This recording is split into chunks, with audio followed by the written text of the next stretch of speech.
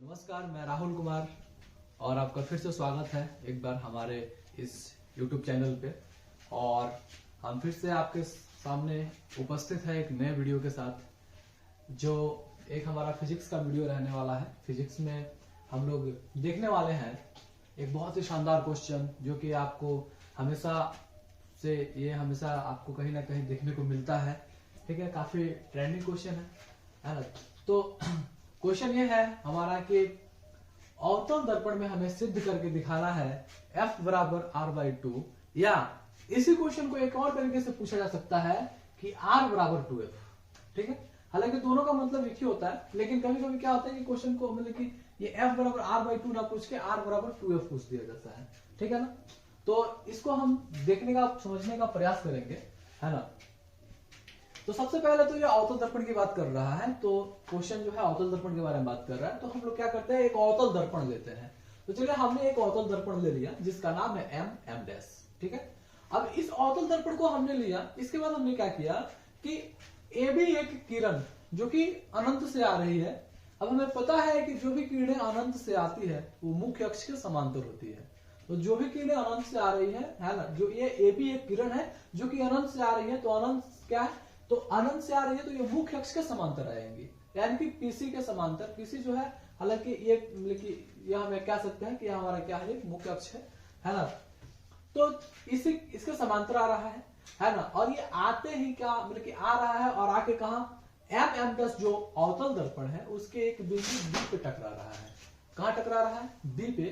तो ये B पे टकराने के बाद चूंकि ये समांतर है ना, मुख्य अक्ष के समांतर आ रहा है, तो हमें पता है कि अगर कोई भी किरणें जो मुख्य अक्ष के समांतर आती है, दर्पण से टकराने के बाद फोकस से होकर गुजरती है, तो ये फोकस से होकर गुजर गया, है ना। अब हमने क्या किया, यहाँ पे एक किरण आरेख दिखाया गया है ना, जिसमें दिखाया जा रहा है कि ये एक आपतित किरण है और एक परावर्तित किरण है। और ये जो है ये हमारा अभिलंब है ना। और हमें पता है कि ये जो है ये कौन सा कोण है सर, ये आपतन कोण है, और ये सर कौन सा, ये परावर्तन कोण है ना। मतलब कि ये अभिलंब और आपतित किरण के बीच जो बना हुआ कोण है ये आपतन कोण है, और परावर्तित किरण और अभिलंब के बीच बना हुआ जो कोण है ये क्या है, परावर्तन कोण है। ठीक है ना। अगर हम इस पे बात करते हुए आगे बढ़ते हैं तो देखते हैं कि सर एंगल I बराबर एंगल R, ये हमें पता है ना, क्योंकि ये प्रकाश का परावर्तन का एक नियम होता है ना। प्रकाश के परावर्तन के नियम के अनुसार क्या होता है, कोण I बराबर कोण R, है ना। तो यहाँ पे अगर हम बात करते हैं कि माना M' एक अवतल दर्पण है जिस पर ए बी किरण है, जो दर्पण से, है ना। माना M' एक अवतल दर्पण है जिस पर ए बी एक किरण क्या होती है, जिस पर ए बी एक किरण है जो दर्पण से परावर्तन के बाद, है ना। देखेंगे ये M' एक अवतल दर्पण है जहां पे क्या है, एक किरण है ए बी, है ना, जो क्या हो रहा है, दर्पण से परावर्तन के बाद फोकस F से होकर क्या होती है, गुजरती है। वक्रता केंद्र यहाँ पे देखेंगे कि फोकस F से होकर गुजर जाती है। फिर क्या है, ये C को हमने दिखा दिया है कि C जो है हमारा वक्रता केंद्र है, तथा P जो है ये हमारा ध्रुव है, जानकारी के लिए, है ना, आपको बता दिया गया है। एंगल I बराबर एंगल R, ये होगा सर कैसे, परावर्तन के नियम से। तो एंगल I बराबर एंगल R होता है कैसे, परावर्तन के नियम से। तो चलिए ठीक है, हमने इसको समीकरण 1 मान लिया। ठीक है ना, तो समीकरण 1 मान लिया, एंगल I बराबर एंगल BCF। अब ये क्या है कि देखेंगे कि एंगल I बराबर एंगल R। चलिए ठीक है, ये तो बात सही है, हमने मान लिया।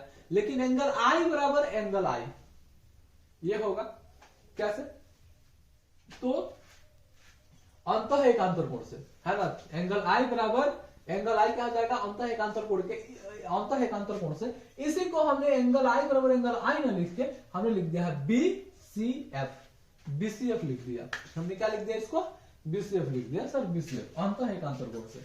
तो अब हम क्या करने वाले हैं, है ना, तो हम अब ये दिखाने वाले हैं कि समीकरण 1 तथा समीकरण 2 से अगर एंगल I आपस में बराबर है ना, मतलब कि अगर आपका LHS क्या है, आपस में बराबर है, तो RHS भी आपस में क्या हो जाएगा, बराबर हो जाएगा। अर्थात एंगल BCF यानी ये वाला एंगल बराबर क्या हो जाएगा, ये वाले एंगल के बराबर हो जाएगा, यानी कि ये वाला एंगल इसके बराबर हो गया। अब देखिए ये चूंकि एक त्रिभुज बन रहा है कि नहीं, क्या बन रहा है, एक त्रिभुज बन रहा है कि नहीं। और इस त्रिभुज में ये दोनों कोण आपस में बराबर हैं। तो हमें पता है कि अगर किसी त्रिभुज की दो कोण आपस में बराबर हो तो इनके सम्मुख दो भुजाएं भी आपस में क्या हो जाती हैं, बराबर हो जाती है। इसका मतलब यह है कि CF बराबर क्या हो जाएगा, BF होगा कि नहीं, एकदम है कि नहीं। यहाँ पे देखेंगे कि इस प्रकार क्या हो जाएगा, BF बराबर CF, कैसे, समान कोण के सम्मुख भुजा आपस में क्या होते हैं, बराबर होते हैं। अब देखेंगे हमारे पास एक पॉइंट चल के आता है कि यदि दर्पण का द्वारक काफी छोटा हो, है ना, दर्पण का द्वारक मतलब कि ये द्वारक इतना बड़ा ना होके ये अगर ये पूरा छोटा हो जाए, मतलब कि जो B है ये क्या हो जाए, P हो जाए, ठीक है। तो क्या हो जाएगा, ये हम क्या जो यहाँ से FB जो कह रहे हैं, जब ये सिमट के यहाँ पे आ जाएगा तो ये क्या हो जाएगा, FB ना कह के हम FP कह सकते हैं, है ना, या BF ना कह के हम क्या कह सकते हैं, PF कह सकते हैं, क्योंकि ये पॉइंट इसके पास आ जाएगा, ये वाला पॉइंट यहाँ पे द्वारक, ये द्वारक है, दर्पण का द्वारक है। जब ये छोटा हो जाएगा तो ये BF ना कह के क्या हो जाएगा, ये अब हम PF कहेंगे, क्योंकि ये वाला B वाला बिंदु कहाँ आ जाएगा, P के पास आ जाएगा। वही हमने लिखा है कि BF बराबर PF। तो अगर हम बात करते हैं तो इसको हमने कितना मान लिया था, इसको हमने माना था समीकरण 3, मतलब कि समान कोण के सम्मुख भुज आपस में क्या होते हैं, बराबर होते हैं। मतलब कि ये तो क्या हो जाएगा, ये हमारा BF बराबर क्या हो जाएगा, CF, इसको हमने माना समीकरण 3। और यदि दर्पण का द्वारक काफी छोटा हो तो, है ना, तो यहाँ पे क्या होता है सर, BF। तो ये वाला है कि नहीं, ये वाला किसके बराबर हो जाएगा, इसके बराबर हो जाएगा कि नहीं, इसको हमने मान लिया समीकरण 4, है कि नहीं। तो समीकरण 3 और समीकरण 4 से, समीकरण 3 और समीकरण 4 से अगर हम काम करते हैं यहाँ पे, तो देखिएगा यहाँ पे BF आपस में बराबर है, यानी कि लेफ्ट हैंड साइड और मतलब कि इसका LHS आपस में बराबर है, LHS बराबर है तो RHS भी आपस में क्या हो जाएगा, बराबर होगा कि नहीं, यस और नो।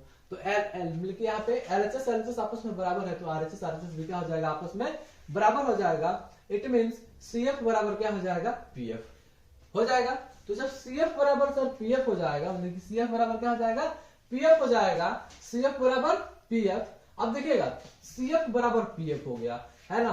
अब CF बराबर PF के जगह पे, है कि नहीं, PF के जगह पे हम ये पूरी दूरी का बट्टा में 2 लिख सकते हैं कि नहीं, क्योंकि हमें पता है कि सर ये जो है ना, ये जो दूरी है यहाँ से सर ये क्या है, ये 2 गुनी दूरी होती है ना, कितनी दूरी होती है, 2 गुनी। अगर ये छोटा है तो ये भी, लेकिन अगर ये फोकस यहाँ से है, ये फोकस दूरी है, तो जितनी दूरी ये होती है उतनी ही दूरी क्या होती है, ये होती है। यानी कि ये यहाँ से यहाँ तक की जो टोटल दूरी को हम बोलते हैं R, और R बराबर 1F मिलकर क्या हो जाएगा, 2F हो सकता है कि नहीं, है कि नहीं। वैसे ही हमने यहाँ पे वैसे हम समझने का प्रयास करेंगे कि PF जो है, PF की जो दूरी है C तक, वो क्या है, यहां से हम डबल जब करेंगे तो हम कहां से P से C तक पहुंचेंगे, है कि नहीं, क्योंकि ये फोकस दूरी है ना। और फोकस दूरी की 2 गुना होती है वक्रता त्रिज्या।